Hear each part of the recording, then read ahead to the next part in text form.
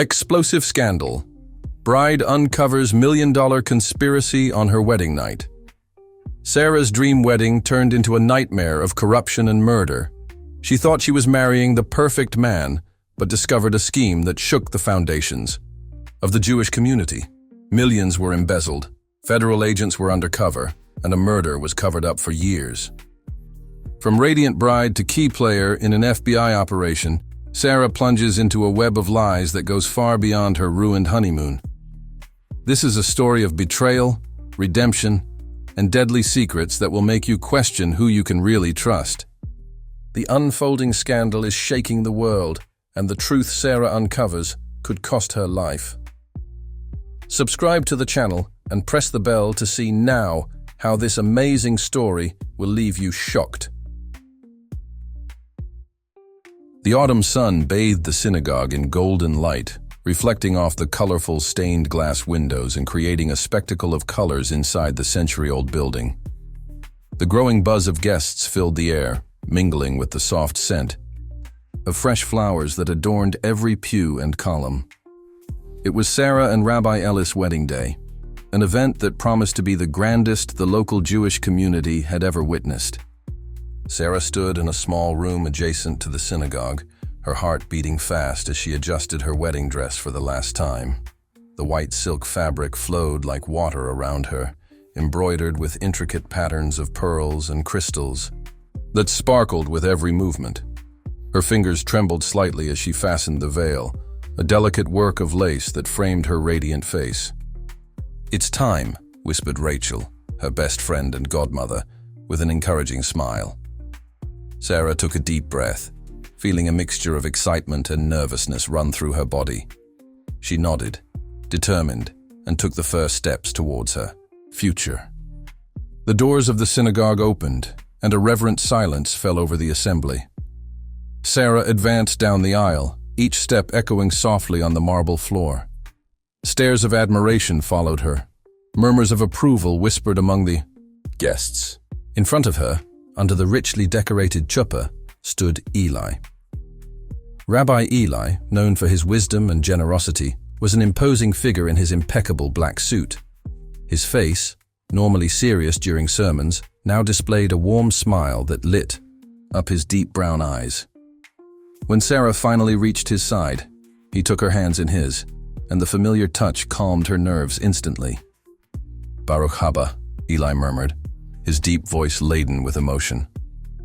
Sarah felt her heart expand with love and gratitude. This was the moment she had dreamed of ever since she had met Eli 2 years ago during a lecture on ethics at the local university. The officiating rabbi began the ceremony, his melodious voice intoning the ancient blessings in Hebrew. Sarah and Eli exchanged glances, their smiles reflecting the joy and anticipation of the moment. When it came time for the vows, Eli was the first to speak. "Sarah," he began, his voice resonating clearly and confidently through the synagogue. "From the first moment we met, I felt that my life had changed forever. Your compassion, your intelligence, and your strength inspire me every day to be a better man, a better leader for our community. I promise to honor, love, and respect you all the days of our lives." Tears glistened in Sarah's eyes as she listened to Ellis' words. When it was her turn, she took a deep breath, gathering the courage to express her feelings in front of so many people. "Eli," her voice trembled slightly before firming up, "you are my partner, my best friend, and my soulmate. Your dedication to our faith and our community fills me with pride and admiration. I promise to be by your side at all times, sharing joys and overcoming challenges together. My love for you only grows each day, and I'm grateful that we begin this journey as husband and wife." A murmur of approval ran through the congregation. Many guests discreetly wiped away tears, moved by the sincerity and love evident in the couple's words. The officiating rabbi smiled, continuing with the final blessings before the long-awaited moment. "With the authority vested in me," he proclaimed, "I pronounce you man and wife. Eli, you may kiss the bride." Eli gently lifted Sarah's veil, their eyes meeting in a moment of pure intimacy despite the hundreds of onlookers. When their lips touched, an explosion of applause and cries of Mazel Tov filled the synagogue. The sound of the glass bowl being broken under Ellis' foot sealed the union, echoing the ancient tradition. The celebration that followed was truly magnificent. The ballroom adjacent to the synagogue had been transformed into a fairy tale setting, with crystal chandeliers casting a soft light over tables decorated with lush floral arrangements and gleaming silver cutlery. The music of the klezmer orchestra mingled with the laughter and animated conversations of the guests, creating an atmosphere of contagious joy. Sarah and Eli circulated among the tables, thanking the guests and receiving congratulations. Sarah's smile never left her face, her eyes shining with happiness as she watched her new husband interact with the community that admired him so much. Eli, for his part, seemed to radiate pride and satisfaction, introducing Sarah as his wife with obvious pleasure. As the evening progressed, Sarah noticed something that momentarily intrigued her. During a break in the dancing, she saw Eli talking in a far corner with a man she didn't recognize. What caught her attention was not so much the conversation itself, but the tense expression on Ellis' face and the furtive glance he cast around, as if afraid of being observed. The moment passed quickly, with Eli returning to her side with a smile, but a seed of curiosity had been planted in Sarah's mind. She pushed the thought away, attributing it to the overactive imagination of a bride on her big day. After all, this was the start of her perfect life with the man she loved and admired. As the celebration drew to a close, the guests began to say goodbye, wishing the couple well. Sarah and Eli, exhausted but ecstatic, finally made their way to the luxurious hotel where they would spend their first night as a married couple. Sarah's heart was pounding with anticipation and a touch of nervousness at the thought of the night ahead of them. As they rode the elevator up to the bridal suite, Sarah couldn't help but notice a certain restlessness in Eli. His eyes seemed distant, and he checked his cell phone more often than usual. "Is everything all right, darling?" she asked softly, touching his arm. Eli looked startled for a moment before forcing a smile.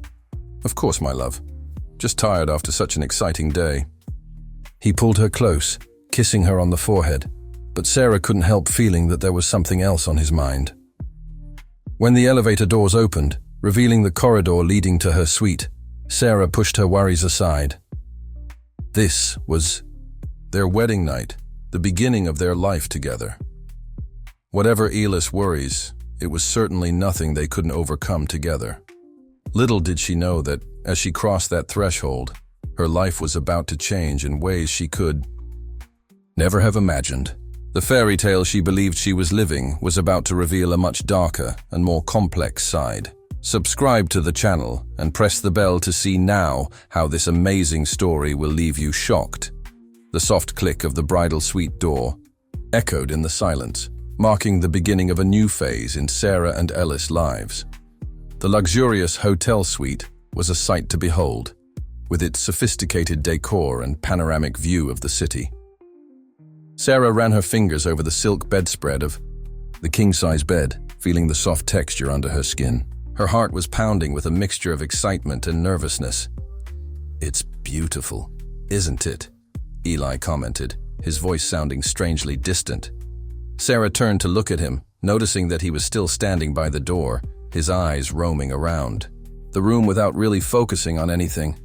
"It's perfect," Sarah replied, trying to catch Ellis' gaze. "Are you okay?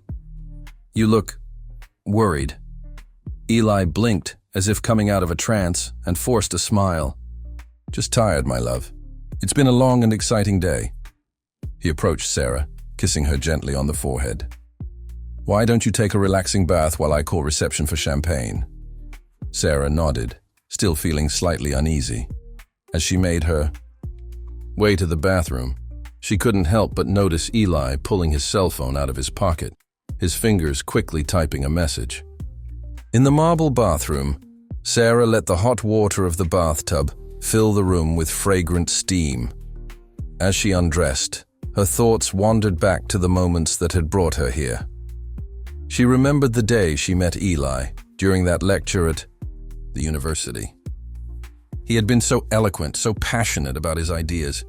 Sarah had been immediately captivated, not only by his intelligence, but by the aura of kindness and compassion he emanated. Soaking in the scented water, Sarah closed her eyes, reliving the months of their courtship.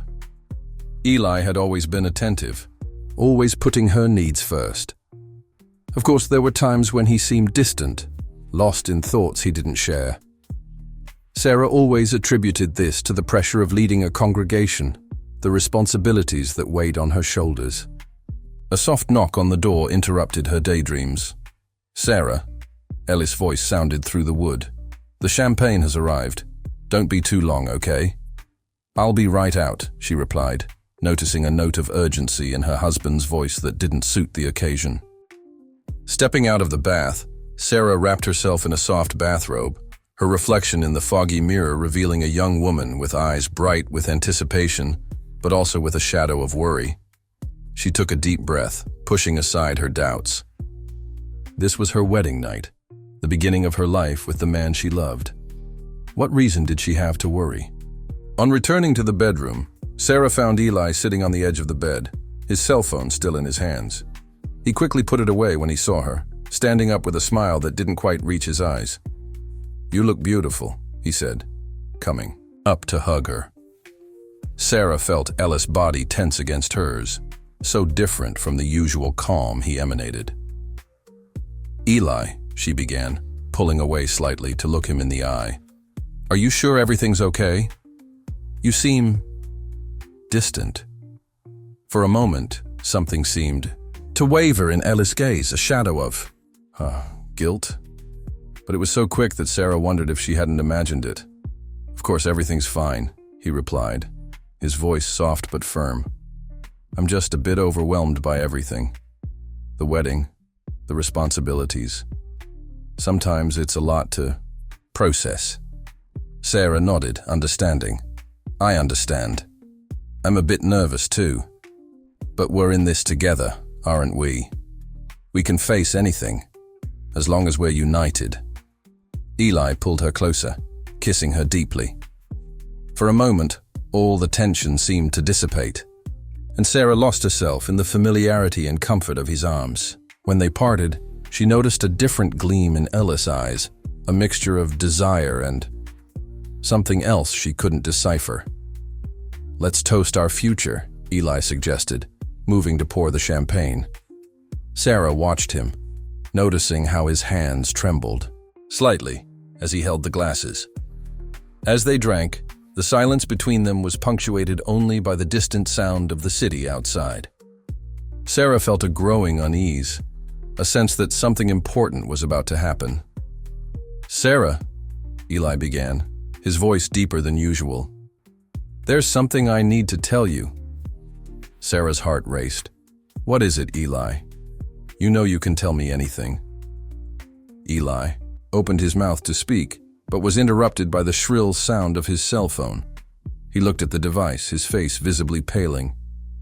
I need to take this," he mumbled, hurrying away to the bathroom. Sarah stood there, the glass of champagne forgotten in her hand, listening to Ellis' muffled voice through the door. The words were indistinguishable, but the urgent, worried tone was unmistakable. Minutes passed before Eli emerged from the bathroom, his face a mask of forced composure. "Sorry about that," he said, not meeting Sarah's eyes. "It was a matter for the congregation, nothing you need to worry about." Sarah felt a twinge of hurt. "Eli, it's our wedding night. What congregational matter could be so urgent?" "It's complicated, Sarah. There are things about my job, my position, that you still don't fully understand." Ellis' evasive answer only increased Sarah's unease. She placed her cup on the bedside table, approaching him with determination. "Then, help me understand, Eli. We're partners now, aren't we? There shouldn't be any secrets between us." Eli sighed deeply, wiping his hand across his face in a tired gesture. "You're right. I didn't want it to be like this. Not today. But maybe you should know. At that moment, a muffled sound came from Ellis' jacket, thrown over a nearby chair.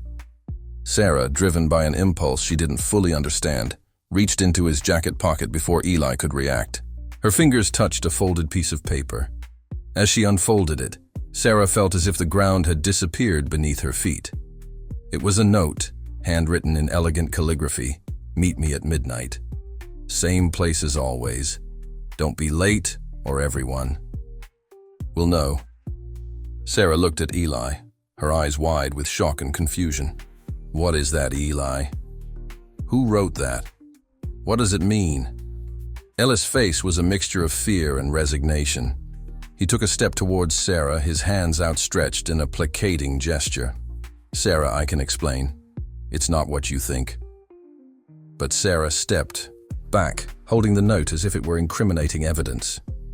Her mind was spinning, trying to process what was happening. This was supposed to be the start of her perfect life.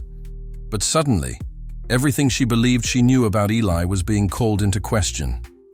Then explain, she said, her voice shaky but determined. Explain now, Eli. Because right now, imagining the worst. The silence that followed was deafening, filled only by the sound of their racing hearts and the promise of revelations that would change their lives forever. The wedding night that was supposed to be the pinnacle of their happiness had turned into the beginning of a mystery that threatened to crumble everything Sarah believed to be true. Sarah's heart was pounding as her fingers trembled, clutching the cryptic note she had found in Eli's jacket pocket. The elegant handwriting contrasted with the disturbing content meeting at 11 p.m. Don't be late. Everything is at stake. Her gaze alternated between the paper in her hands and Eli, who was in the ensuite bathroom, apparently oblivious to her discovery. Eli, Sarah called out, her voice betraying a mixture of confusion and apprehension. Can you come in here for a moment? The sound of running water ceased abruptly. There was a pause that seemed to stretch on for an eternity before the bathroom door opened. Eli emerged, his face a mask of calm, but Sarah noticed a glint of unease in his eyes. What is it, darling? He asked, his tone forcedly casual. Sarah held up the note, watching Ellis' reaction carefully. I found this in your pocket. What does it mean?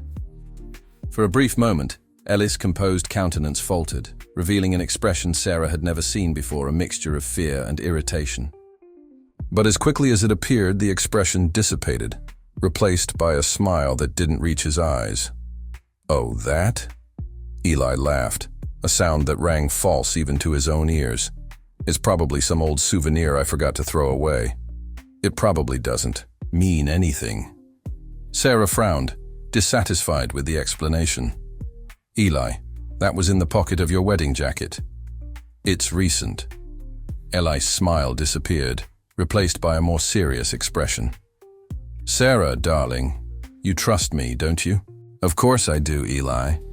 That's why I'm asking you directly, instead of jumping to conclusions. Eli sighed deeply, running his hand through his hair in a gesture of apparent frustration. Look, I didn't want to talk about it today, on our wedding night.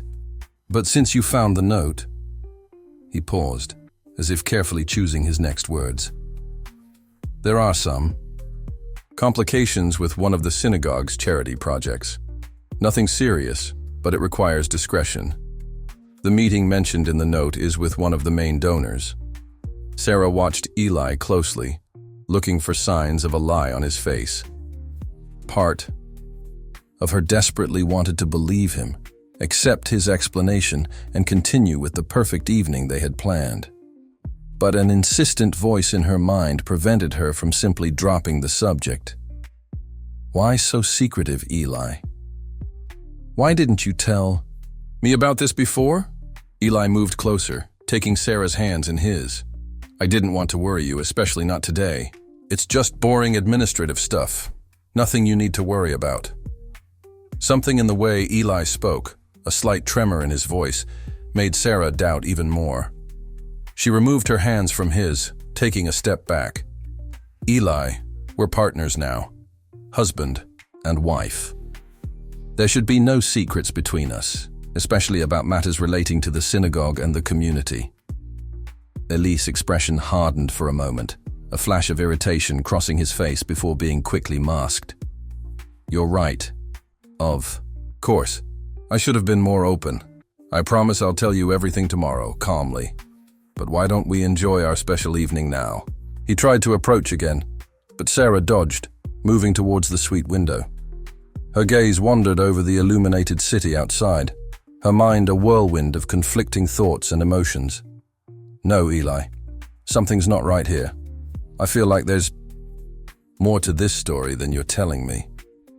Sarah turned to face him, determination shining in her eyes. "If there really is nothing to hide, you won't mind if I take a look at your cell phone, will you?" Ellis' reaction was immediate and revealing. His face paled, and he instinctively reached into the pocket where he kept the device. "Sarah, this is ridiculous. You're letting your imagination run wild. If it's ridiculous, then it's okay to show me." "Isn't it?" Sarah insisted, holding out her hand. For a moment, silence hung between them, heavy with tension. Then, with a sudden movement, Eli pulled his cell phone out of his pocket and held it tightly. "Enough of this, Sarah. You're acting irrationally." "This is my personal cell phone, and it also contains confidential information about members of the congregation. I can't just hand it over for you to rummage through because of an unfounded attack of jealousy or mistrust." Ellis' words hit Sarah like a slap. She recoiled, hurt and confused. "Jealousy? Mistrust? Eli, I just want to understand what's going on. Since when is keeping secrets part of our relationship?" Eli seemed to realize that he had gone too far.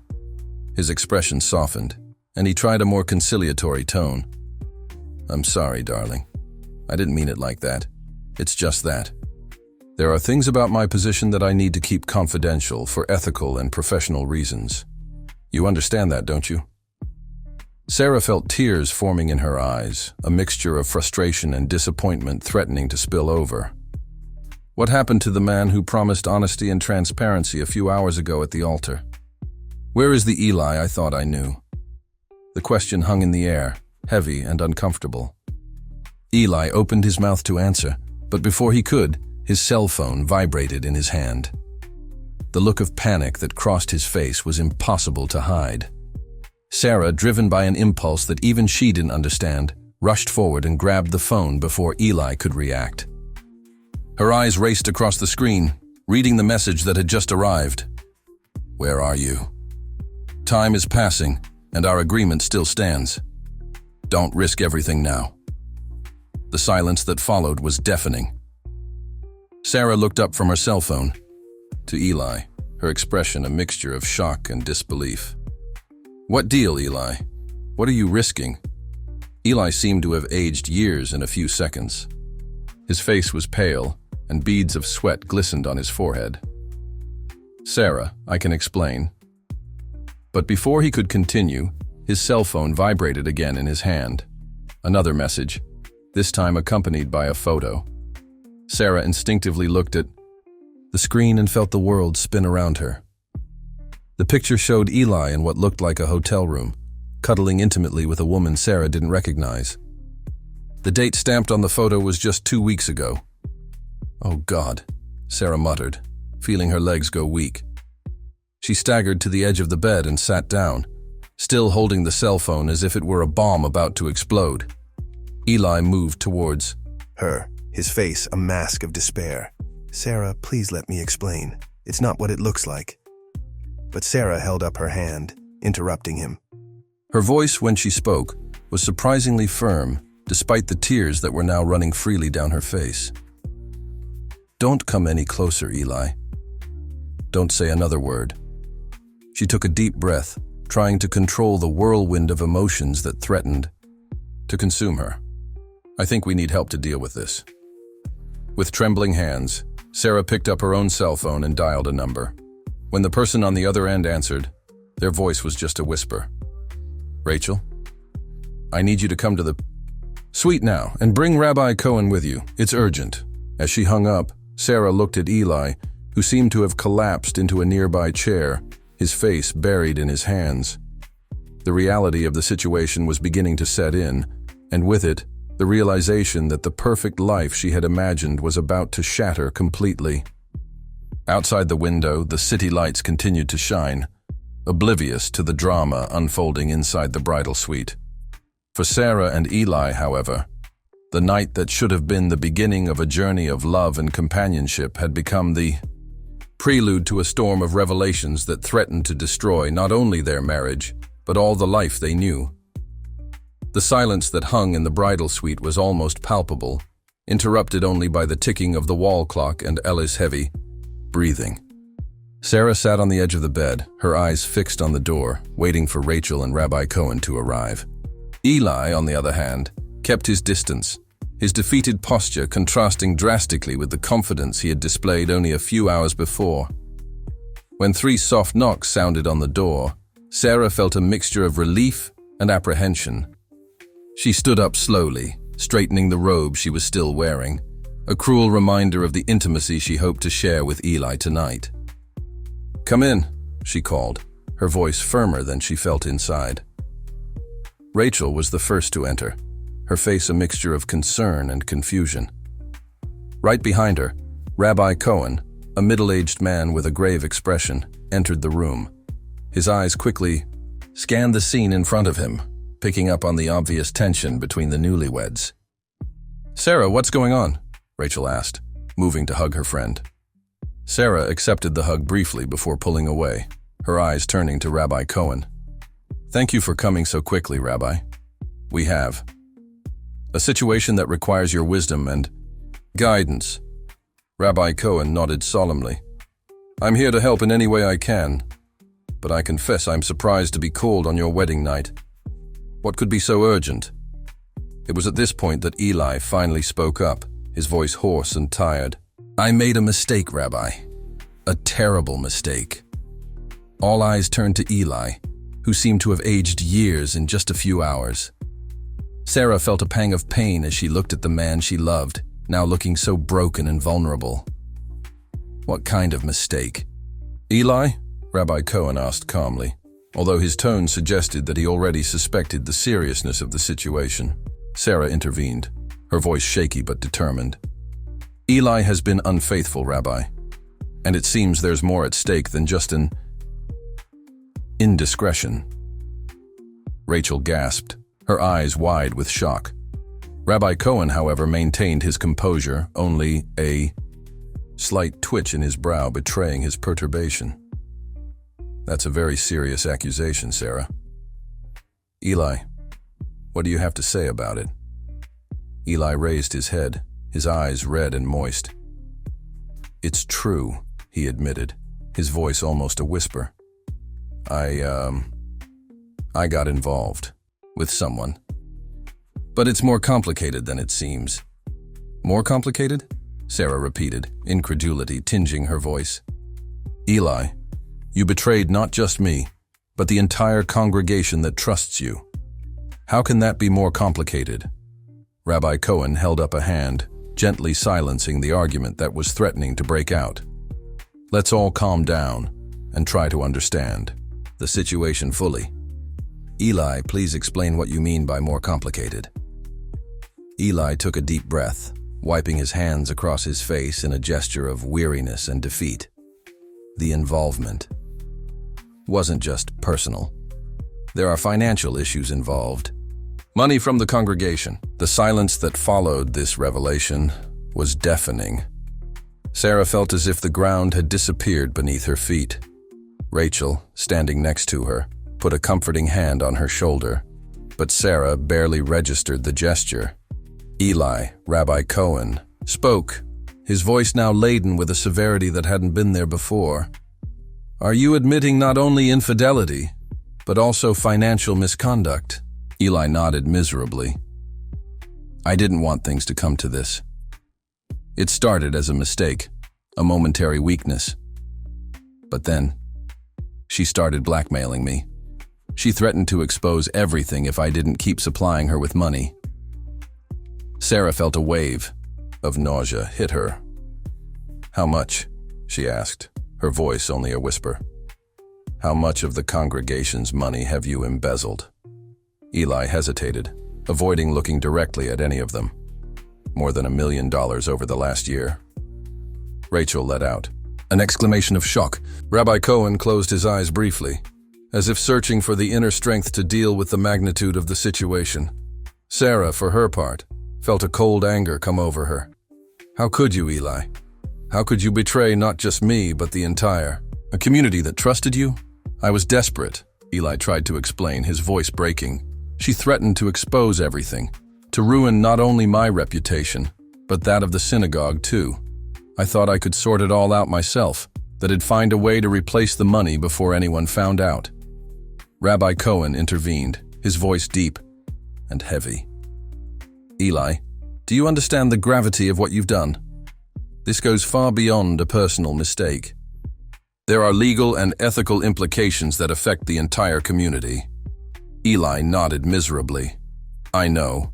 I'm willing to face the consequences. But I beg you, please don't let this destroy the congregation. They don't deserve to suffer for my mistakes. Sarah, who had remained silent, absorbing everything, finally spoke. Her voice was calm, but charged with a determination that surprised everyone, including herself. No, Eli. You don't have the right to beg for anything now. The consequences of your actions go far beyond you or me. The whole community has been betrayed. She turned to Rabbi Cohen, her eyes shining with a mixture of pain and resolve. Rabbi, what should we do now? How can we protect the congregation and ensure that the truth comes out properly? Rabbi Cohen pondered for a moment before answering. This is an unprecedented and extremely delicate situation. We will need to act with caution, but also with transparency. First, we must ensure that no further financial damage occurs. Then, we will have to inform the synagogue council and possibly the relevant authorities. Eli visibly paled at the mention of the authorities, but didn't protest. Sarah noticed his reaction and felt a twinge of pity, quickly replaced by a determination to do the right thing. What about her? Sarah asked, referring to the woman Eli had gotten involved with. The blackmailer? Rabbi Cohen frowned. That complicates things even more. Blackmail is a serious crime. We'll have to deal with that too, but carefully so as not to expose the congregation to more scandal than necessary. Rachel, who had remained silent, finally spoke up. Sarah, what are you going to do? I mean, about your wedding? The question hung in the air, heavy and inevitable. Sarah looked at Eli, the man she had loved and trusted, now a broken shadow of his former self. She felt a wave of conflicting emotions, anger, sadness, disappointment, and even a twinge of compassion. I don't know, Rachel, Sarah replied honestly. Right now, all I know is that we need to do what's right for the community. My marriage will have to wait. Eli sobbed silently when he heard these words, but didn't protest. Rabbi Cohen nodded gravely. You two will have a lot to discuss and decide in the coming days, he said. But for now, we need to focus on containing the damage and starting the reparation process. That will take strength and courage from all of us. Sarah looked out of the window, watching the city lights that seemed so far away now. The night that should have been the beginning of her married life had turned into the prelude to a crisis that would rock not only her personal world, but the entire community she loved.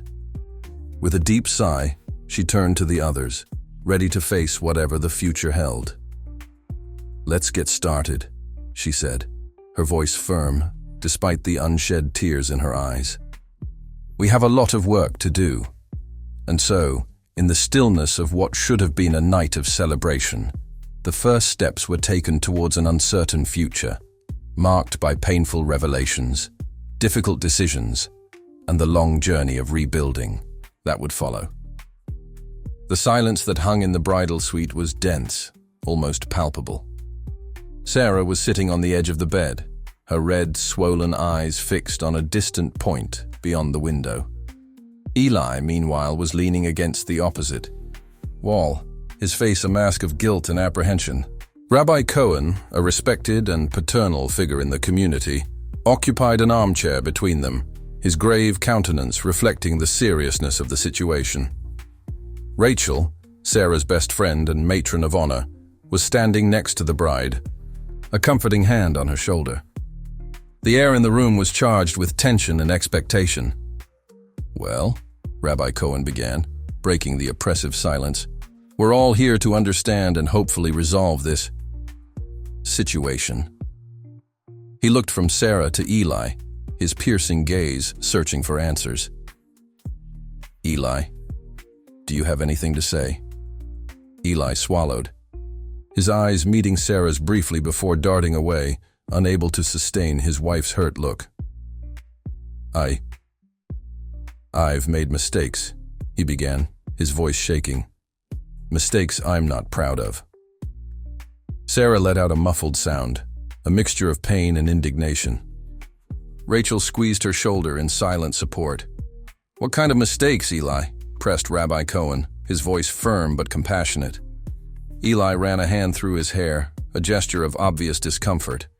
I got involved with someone who isn't Sarah." The impact of the confession, although already suspected, was like a punch to Sarah's stomach. She closed her eyes, silent tears running down her cheeks. "When?" Sarah's voice was only a whisper. Eli hesitated, but Rabbi Cohen's stern gaze compelled him to answer. "It started about 6 months ago." 6 months? Sarah repeated, incredulous. "All that time? While we were planning our wedding?" Eli nodded miserably.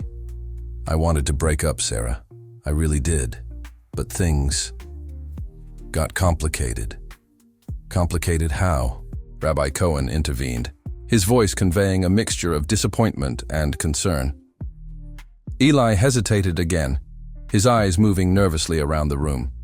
It was at that moment that Sarah realized there was more, much more to it than simple infidelity. "Eli," she said, her voice gaining strength, "what else are you hiding?" The silence that followed was deafening. Eli seemed to be fighting an internal battle, his lips moving silently as if rehearsing what to say. "Please," Sarah begged, "no more lies. I deserve to know the truth." Eli closed his eyes, defeated. When he opened them again, there was a resignation in his gaze that Sarah had never seen before. "The woman I got involved with," he began slowly. She's the wife of one of the synagogue's biggest donors." Rachel gasped as Rabbi Cohen straightened up in his chair, his face hardening. "And there's more," Eli continued, the words now flowing as if a dam had broken. She blackmailed me, threatened to tell her husband everything, to expose our affair, unless I diverted synagogue funds to her." The shock in the room was palpable. Sarah stood up abruptly, staggering to the window, needing physical distance from the avalanche of revelations. "How much?" Rabbi Cohen's voice was icy.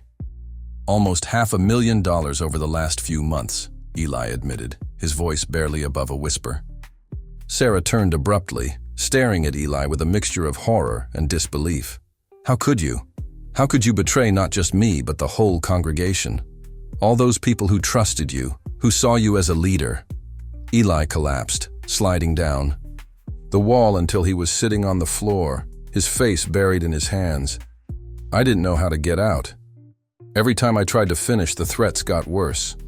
She said she would destroy not only my career, but ruin the synagogue's reputation." Rabbi Cohen stood up, his imposing figure casting a shadow over Eli. "You should have come to me, Eli. We should have dealt with this together, as a community." "I know," Eli sobbed. "I know. I was so scared, so ashamed." Sarah watched the scene with a sense of unreality. This broken man in front of her was a stranger.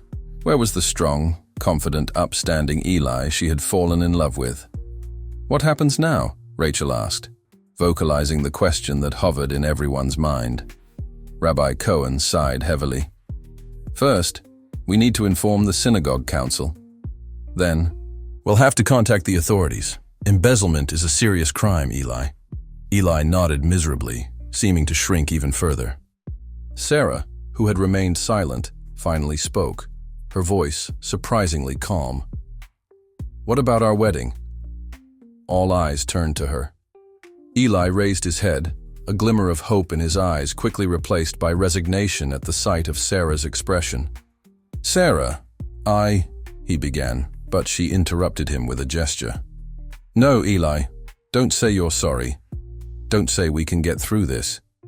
She took the ring off her finger, staring at the golden rim for a long moment before placing it on the bedside table. This marriage is over before it's even really begun. Rachel moved to hug Sarah, who finally allowed the tears to flow freely. Eli watched helplessly as the love of his life walked away from him, both physically and emotionally. Rabbi Cohen snorted, drawing everyone's attention.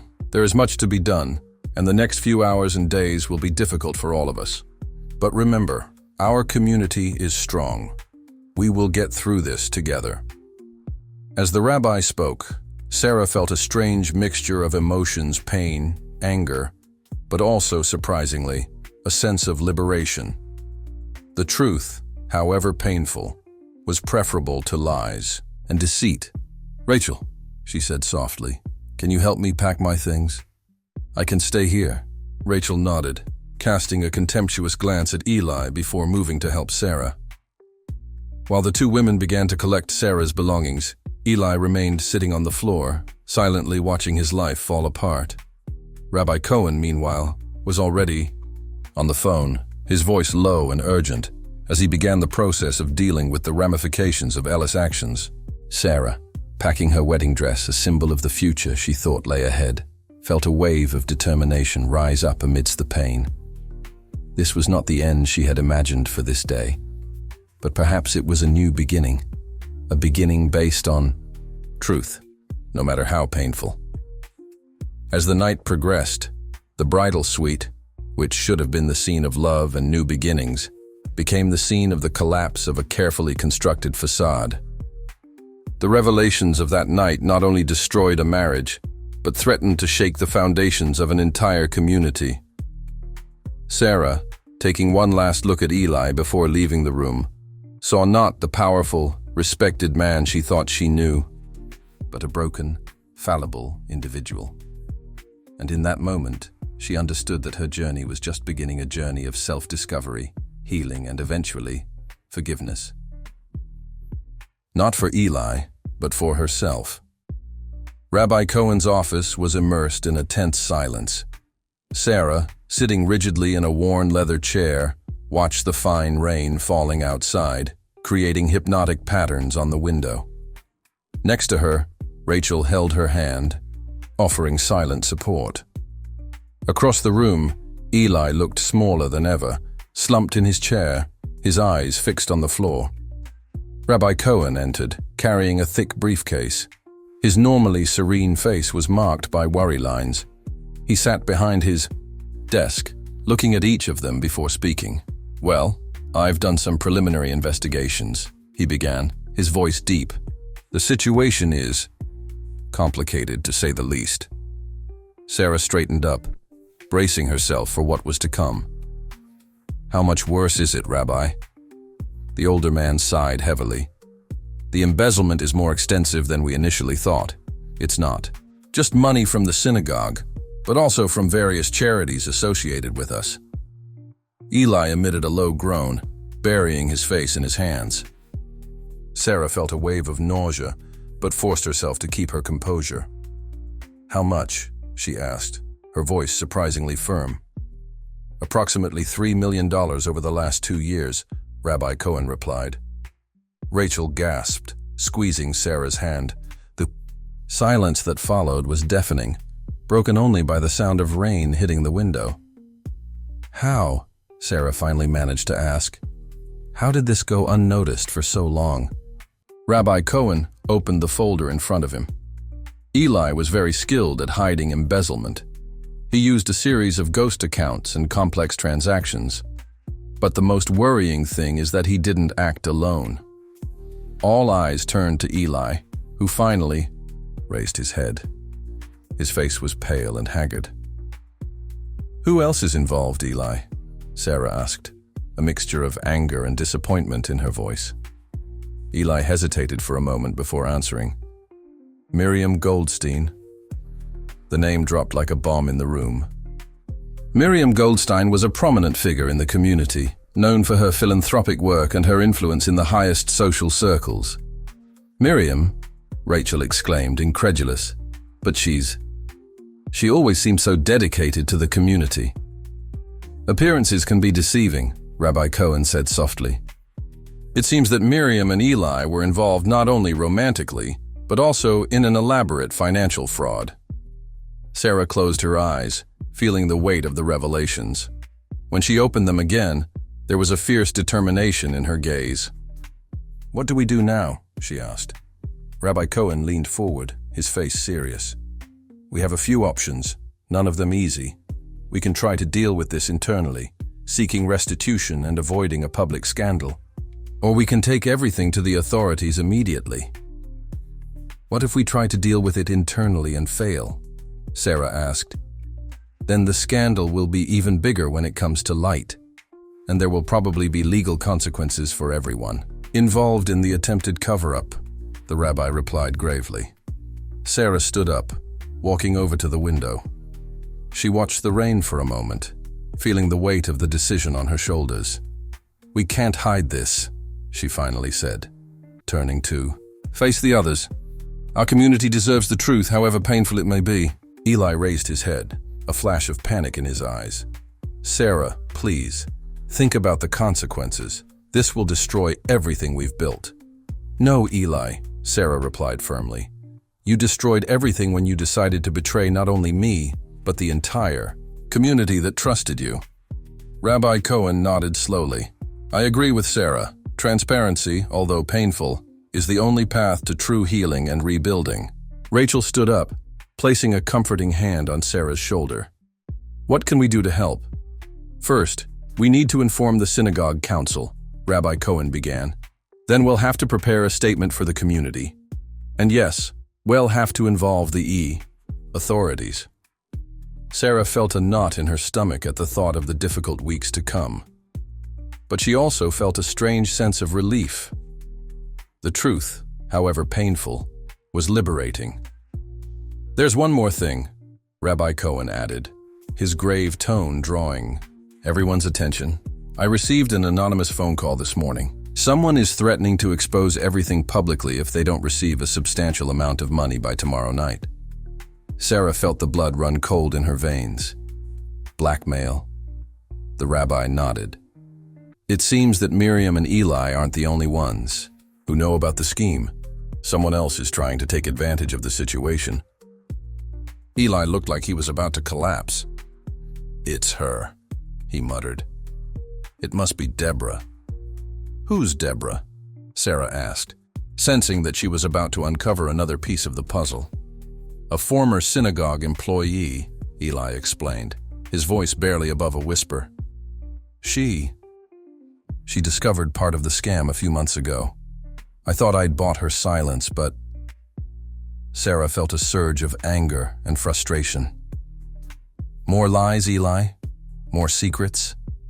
When is this going to end?" Rabbi Cohen stood up, his expression grave. "This changes things. We need to act quickly.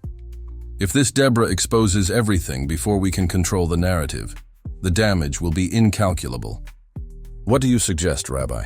Rachel asked, the concern evident in her voice. "We need to find this Deborah," he replied. "Talk to her, understand what she knows and what she wants. Maybe we can convince her to cooperate instead of blackmailing her." Sarah nodded slowly. "I'll go," she said, surprising everyone. "I'll talk to Deborah." "Sarah, no," Eli protested. "It's dangerous. You don't know what she's capable of." "And whose fault is that, Eli?" Sarah retorted, her voice sharp. "You put us in this situation. Now I'm going to do whatever it takes to protect our community." Rabbi Cohen looked hesitant. "Are you sure, Sarah?" This could be risky. Sarah straightened her shoulders, a new determination shining in her eyes. I'm sure. It's time to face this situation head-on. No more secrets, no more lies. I'm going to talk to Deborah and find out exactly what she knows. Rachel squeezed Sarah's arm in support. I'm going with you. I won't let you face this alone. Rabbi, Cohen nodded slowly. Very well, but be careful. In the meantime, I'll start preparing the council for the news. May God help us all in the days to come. As they left the rabbi's office, Sarah took one last look at Eli. The man she had once loved and admired seemed to have shrunk, a shadow of the charismatic leader he used to be. For a moment, she felt a twinge of pity, quickly replaced by a determination to do the right thing. The rain had intensified outside, as if the sky itself were weeping for the trials to come. Sarah and Rachel walked side by side, preparing to face Deborah and the truths she might reveal. Little did they know that their meeting with Deborah would only be the beginning of a series of events that would lead to even more shocking revelations and a climax that no one could have predicted. The law firm of Stern Associates occupied the entire 20th floor of a commercial building in the city center. Sarah watched the city through the windows in the corridor while she waited next to Rachel. Attorney David Stern, a middle-aged man with gray hair and thin-rimmed glasses, had promised answers that would change everything. Sarah, Rachel whispered, squeezing her friend's hand. Are you sure you want to do this? We can still go. Sarah shook, her head determined. No, Rachel. We need to know the whole truth. The office door opened and David Stern gestured for them to enter. The room was austere, with bookcases covering the walls and a solid mahogany desk dominating the space. Please take a seat, he indicated, adjusting his glasses. What I have to show you goes beyond what we imagined. Sarah straightened up in her chair, mentally preparing herself. How much worse is it? Stern opened a folder on the table, revealing documents and photographs. Eli and Miriam's scheme didn't start 6 months ago, as he claimed. In fact, it's been going on for over 3 years. Rachel gasped, but Sarah remained impassive, even though her heart was racing. Go on, she ordered, her voice firm. They set up an elaborate network of ghost accounts and fake charities, Stern explained, spreading documents out on the table. The synagogue money was just the tip of the iceberg. They were embezzling funds from various charitable organizations in the Jewish community. Sarah picked up one of the documents, her eyes scanning the astronomical figures. Millions. They stole millions. Exactly, Stern confirmed. But there's more. Miriam wasn't just Ellis' lover. She's part of a larger organization that specializes in religious fraud. The silence that followed was heavy. Sarah felt the world spinning around her, the implications of this revelation hitting her like successive waves. An organization? Rachel asked, her voice trembling. You mean that Eli wasn't their first victim, nor will he be their last, Stern added. They identify vulnerable religious leaders, seduce them, and then blackmail them into participating in their schemes. Sarah stood up abruptly, walking over to the window. Her reflection in the glass showed a woman she barely recognized, pale, with deep dark circles under her eyes, but with a determined glint in her eyes. What about Deborah? She asked, turning to face Stern. How does she fit into all this? Stern removed his glasses, rubbing his tired eyes. That's the most surprising twist. Deborah is no ordinary former synagogue employee. She's an undercover federal agent. What? Sarah and Rachel exclaimed in unison.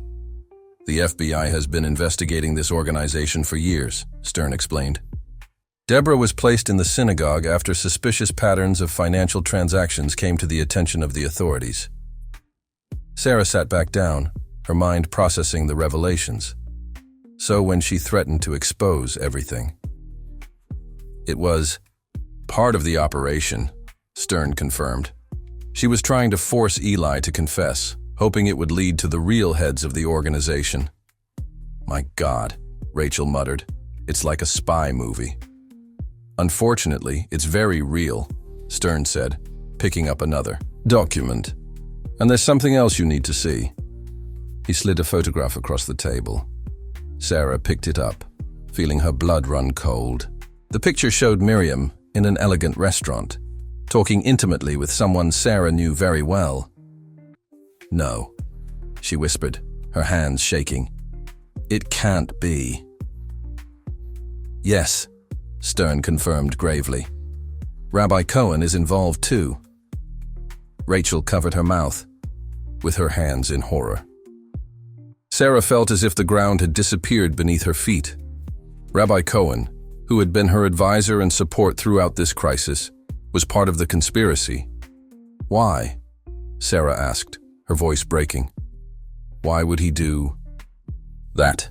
"We believe he's one of the organization's regional coordinators," Stern explained. "He identifies vulnerable synagogues and helps select targets." Sarah stood up again, unable to remain seated. The betrayal was too deep, too painful. "What do we do now?" Rachel asked, looking worriedly at her friend. Stern leaned forward, his face serious. "The FBI is planning an operation to dismantle the entire network. But they need your help, Sarah." "My help?"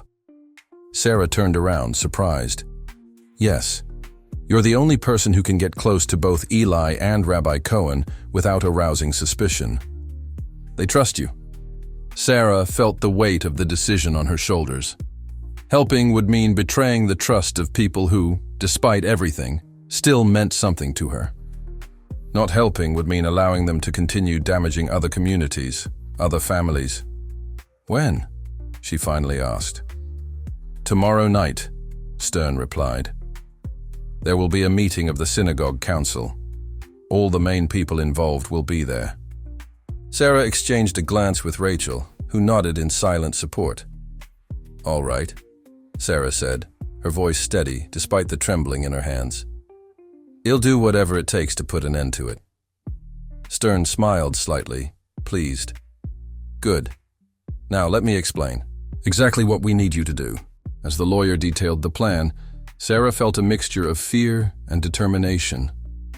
Tomorrow night, all the secrets would come out, all the masks would fall, and she would be at the center of it all, a key player in a much bigger game than she had ever imagined. Night fell over the city, and with it, the certainty that the next day would change everything. Sarah only hoped that she would have enough strength to face what was to come. The night was unusually cold for that time of year. Sarah adjusted the microphone hidden under her blouse, trying to control the trembling in her hands. Across the street, a discreet van housed FBI agents, including Deborah, who Sarah now knew to be Special Agent Rebecca Cohen. "Everything's ready." Deborah's voice sounded soft in her ear through the small earpiece. "Remember, we need them to confess. The more details, the better." Sarah took a deep breath, observing the brightly lit synagogue in front of her. In a few minutes, the council meeting would begin, and with it, the moment that would change everything. Rachel was waiting in the car a few meters ahead, serving as a getaway driver in case anything went wrong. "Are you sure you want to do this?" she had asked earlier. Sarah had never been so sure of anything in her life. Upon entering the building, Sarah was greeted by the familiar scent of polished wood and candles. The corridor leading to the boardroom seemed longer than usual. Muffled voices escaped from under the closed door. "Sarah." Rabbi Cohen greeted her warmly as she entered, although his eyes betrayed a slight concern. "We didn't expect you here tonight." "I thought you should be present," she replied, keeping her voice steady. "After all this affects my life too." Eli, sitting in the far corner of the table, could barely look in her direction. Miriam Goldstein, on the other hand, watched her, with a calculated interest that made Sarah wince internally. "Well," Rabbi Cohen began, "since we're all here, we can begin. We have a lot to discuss about the current situation." Sarah took her place at the table, discreetly positioning her cell phone so that the camera could capture everyone present. The device, modified by the FBI, transmitted everything in real time to the van. "Before we begin," Miriam interjected, her mellifluous voice carrying a tone of authority, "I think we should discuss how we're going to deal with the recent financial irregularities." Irregularities? Sarah couldn't contain the sarcasm in her voice. "Is that what we're calling the theft of millions of dollars now?" A tense silence fell over the room. Eli fidgeted uncomfortably in his chair, while Rabbi Cohen cast a warning glance at Sarah. "Sarah, dear," Miriam smiled condescendingly. "You're clearly upset by all this, but there are nuances you don't understand." "Oh, I understand perfectly," Sarah replied, feeling the adrenaline rush through her veins. "I understand that you have constructed an elaborate scheme to rob not only our synagogue, but dozens of other communities." Miriam's smile faltered. Rabbi Cohen leaned forward, his eyes now hard as steel. "Sarah," he said softly, dangerously, "I don't think you're in any emotional condition to attend this meeting." "On the contrary, Rabbi." Sarah kept her gaze fixed on him, more lucid than ever. "For example, I know about your secret meetings with Miriam at Cafe Rothschild. I know about the offshore accounts in Grand Cayman. I know about the other synagogues you ruined." Rabbi Cohen's face paled visibly. Miriam stood up abruptly, her chair scraping loudly on the floor. "This is ridiculous," she hissed. "You have no proof of any of this." "No?" Sarah smiled, a cold smile that didn't reach her eyes. "I'm sure the tax authorities and the FBI would disagree." "FBI?" Eli spoke for the first time, his voice trembling. "What are you talking about?" "She's bluffing," Miriam declared, but there was a tremor in her voice. "It's impossible that she knows." "Impossible?" Sarah interrupted. "How was it impossible that Deborah was an undercover federal agent?" Chaos ensued in the room. Eli let out a low groan, while Miriam cursed in a low voice. Rabbi Cohen, however, maintained an eerie calm. "Sarah," he said, his voice now icy, "you have no idea what a dangerous game you're playing." "No, Rabbi," she replied, standing up slowly. "You have no idea. At this very moment, federal agents are monitoring every word of this conversation. Your accounts have already been frozen. The siege is closing in." As if to confirm his words, sirens began to sound in the distance, rapidly approaching. Miriam was the first to react, rushing to the door, only to find it blocked. Eli collapsed in his chair, silent tears streaming down his face. Rabbi Cohen, however, kept his composure. "You don't understand, Sarah. This is bigger than you, bigger than all of us. There are powerful people involved, people who won't hesitate to." "Do what?" a new voice interrupted. Deborah Agent Cohen was standing in the doorway, her FBI badge gleaming under the fluorescent lights. Threaten? Blackmail? Kill? Heavy footsteps echoed down the corridor, armed federal agents storming the building. Sarah watched as her former mentors and spiritual leaders were handcuffed one by one. "Sarah," Eli called out as he passed her, escorted by two. "Agents, I'm so sorry for everything." She just nodded, unable to find words. Rabbi Cohen, on the other hand, maintained his dignified silence until the end, although his eyes conveyed a clear message it wasn't over yet. When the last suspect had been removed from the room, Deborah approached Sarah. "You've been incredible, but it's not over yet. Tomorrow will be the hardest day when the whole truth comes out publicly." Sarah nodded, feeling the weight of what was to come. The entire community would be shaken by the revelations.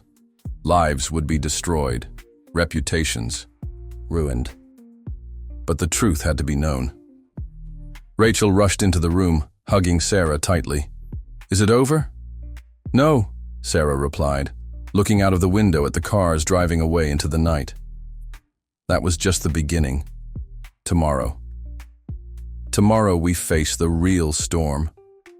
The lights in the synagogue began to go out one by one, plunging the building into darkness.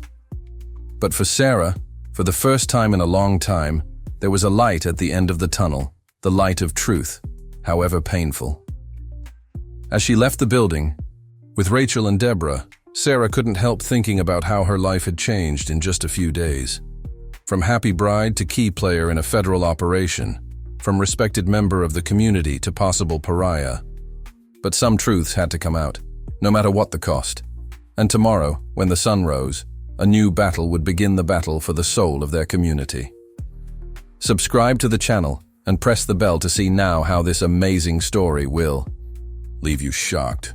The synagogue auditorium was as packed as Sarah had ever seen it. Hundreds of anxious faces turned towards the stage, where a long table had been set up for the press conference. Journalists crowded the side aisles, cameras ready to capture every moment of what promised to be one of the biggest religious fraud revelations of the decade. Sarah waited in a small adjoining room, her heart beating so hard that it seemed to want to escape from her chest. Rachel held her hand tightly, while Deborah, now officially Special Agent Rebecca Cohen, went over the last details. "Remember," Deborah said, adjusting Sarah's microphone, "you don't need to go into personal details. Focus on the facts of the scheme." Sarah nodded, although she knew it would be impossible to completely separate the personal from the professional. How could she, when her own marriage had been part of the elaborate hoax? A growing buzz in the auditorium signaled the arrival of the defendants. Through a small window, Sarah watched as Eli, Miriam, and Rabbi Cohen were escorted to their seats, handcuffed and wearing orange prison uniforms, a surreal sight that made her stomach turn. "It's time," Deborah announced softly. Sarah took a deep breath and walked to the stage. The silence that fell over the crowd was deafening. Hundreds of eyes followed her, some with sympathy, some with curiosity, and some she noticed with barely concealed hostility. "Good afternoon," she began, her voice surprisingly firm on the microphone. "We are here today to reveal a truth that, although painful, needs to be known." As Sarah spoke, FBI agents handed out folders of evidence to the press. Photos, bank documents, transcripts of conversations, all proof of the elaborate fraud scheme that had spanned years. "What we discovered goes beyond a simple case of embezzlement," Sarah continued. "This was a systematic operation designed to exploit the faith and trust of Jewish communities across the country." She paused, her eyes meeting Elise. He seemed smaller, now, broken, so different from the charismatic man she had known. "But there's more," Sarah said, her voice trembling slightly. "Something even the FBI didn't know until this morning." Deborah straightened up in her chair, alerted by the change in the agreed script. This hadn't been planned. "During the final investigation of the seized documents, I discovered something that changes everything." Sarah took an envelope from her briefcase. "These are copies of emails dating back 5 years, long before I met Eli." The buzz in the room increased. Miriam leaned forward, her face a mask of concern. Rabbi Cohen remained impassive, but Sarah noticed a slight tremor in his cuffed hands. "These emails reveal that my involvement with Eli was no accident. I was chosen, selected as part of the plan." Sarah fought back the tears that threatened to fall. "My father, before he passed away, had left a considerable inheritance to the synagogue. An inheritance that I would inherit when I got married." Gasps echoed around the room. Eli closed his eyes, as if he couldn't bear the weight of the truth. "The plan was simple. Eli was to win me over, marry me, and then use my inheritance as part of the money laundering scheme." Sarah opened the envelope, revealing more documents. But there was one detail they didn't know, something even I didn't know, until yesterday. She paused dramatically, her eyes meeting Rabbi Cohen's. "My father didn't die in an accident as we all thought. He was murdered. And I have proof that Rabbi Cohen ordered his death." Chaos erupted in the auditorium. Miriam let out a muffled scream, while Eli seemed on the verge of fainting. Rabbi Cohen for the first time lost his composure, trying to stand up only to be restrained by the guards. "This is absurd," he shouted. "She's lying." "The documents speak for themselves," Sarah continued, implacable. "My father discovered the fraud scheme 5 years ago.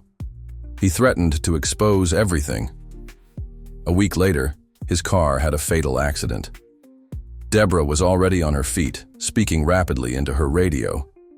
More agents entered the auditorium, moving to contain the situation that was quickly getting out of hand. "Sarah," Eli called out, his voice breaking, "I swear I didn't know about your father. I've really fallen for you." "Shut up, you idiot," Miriam hissed, but it was too late. "So you admit?" "You knew about the rest?" Sarah asked, her voice cutting. "About the plan to use me? To steal my inheritance?" Ellie's silence was answer enough. "Arrest him!" Rabbi Cohen suddenly shouted, his facade of calm completely destroyed. "He's responsible for everything. I was only following orders." "Whose orders?" Deborah interjected, approaching the stage. Rabbi Cohen laughed, a hysterical sound that sent shivers down Sarah's spine. "Do you really think it ends here? That we're the only ones? There are much more powerful people." A gunshot cut through the air. The chaos that followed was indescribable. Screams filled the auditorium as people ran for the exits. Sarah was knocked down by FBI agents who shielded her with their bodies. Through the confusion, she saw Rabbi Cohen lying, blood staining his orange uniform. "Shoot her!" someone shouted. "On the mezzanine!" But when the agents got there, they found only a cell phone with a message flashing on the screen. Some secrets must remain buried. Hours later, when the dust had settled, Sarah was sitting in an FBI interrogation room, an untouched cup of coffee in front of her. Rachel and Deborah flanked her, while agents came and went, updating the situation. Rabbi Cohen had survived, but was in critical condition. Eli and Miriam were in protective custody, and a new investigation was being opened, this time looking much higher up the chain of command. "You're safe now," Deborah assured her, but something in her eyes said otherwise. Sarah looked out of the window, watching the city that would never look the same again. "No," she said softly, "this isn't over yet.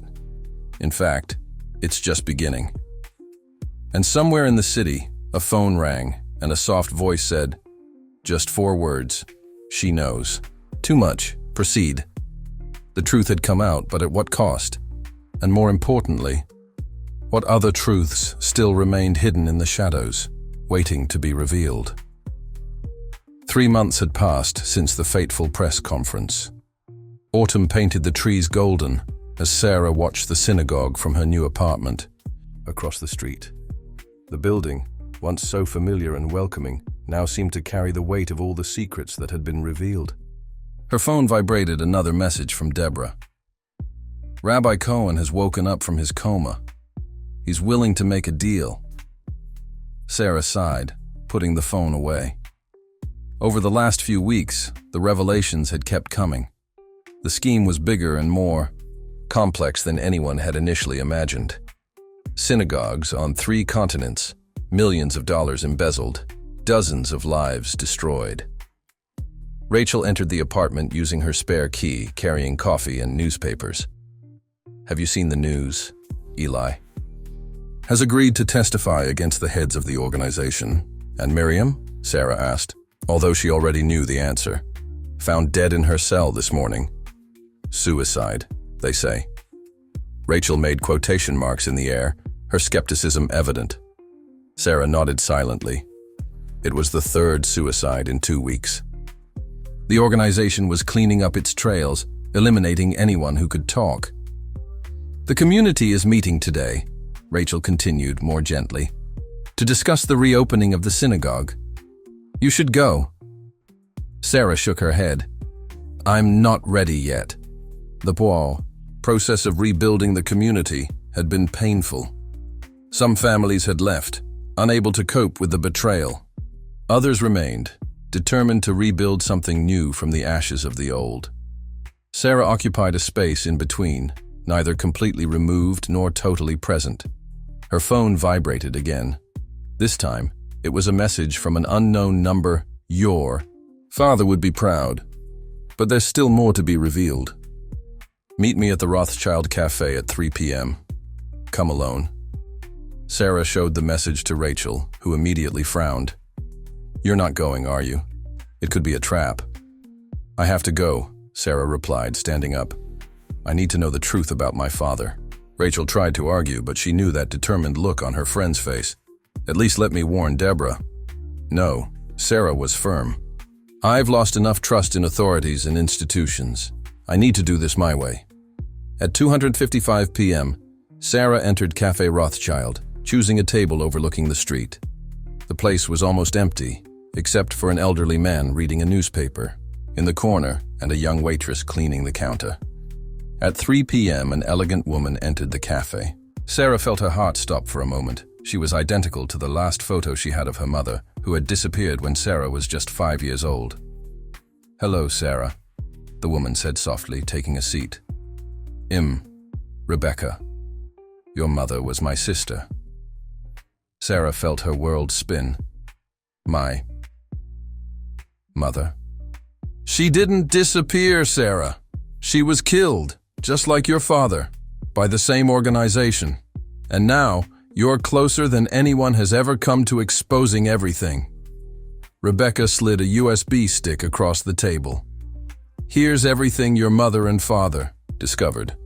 The true extent of the organization, the names of the leaders, the political connections, everything. Why now? Sarah asked, her voice trembling. Because you've proved to be stronger than they expected. And because... Rebecca hesitated. Because in 3 days, they'll come after you. Sarah gripped the pen drive tightly. What should I do? Disappear, Rebecca, replied simply. At least for now. There are people who can help, people who have been fighting them for decades. Sarah thought about her life, about the community she was trying to rebuild, about Rachel, about everything she would be leaving behind. What if I refuse? Rebecca smiled sadly. Then you'll suffer the same fate as your parents, and everything they fought to expose will die with you.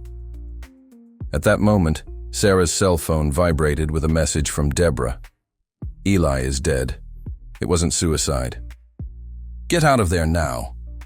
Rebecca stood up calmly. It's your choice, Sarah, but it has to be now. Sarah looked out of the cafe window, seeing her reflection superimposed on the image of the synagogue across the street. So many secrets, so many lies, so many lives lost. Maybe it was time to find out the whole truth, no matter what the cost. When do we leave? She asked, standing up. Rebecca smiled, a smile so reminiscent of her mother that it hurt. Right now. The car's waiting. As they left the cafe, Sarah sent one last message to Rachel. I'm sorry. I have to do this. Don't look for me. I love you. The sun was beginning to set, casting long shadows over the city. Somewhere, a new conspiracy was being hatched. In another, yet another life was being lost. And in a car driving away from the center, Sarah Cohen began her real journey no longer as the betrayed fiancée of a corrupt rabbi, but as the daughter of 2 martyrs, determined to expose a truth greater than she had ever imagined. The story of the wedding that never took place was over, but a new story, much bigger and more dangerous, was just beginning. The end. For now.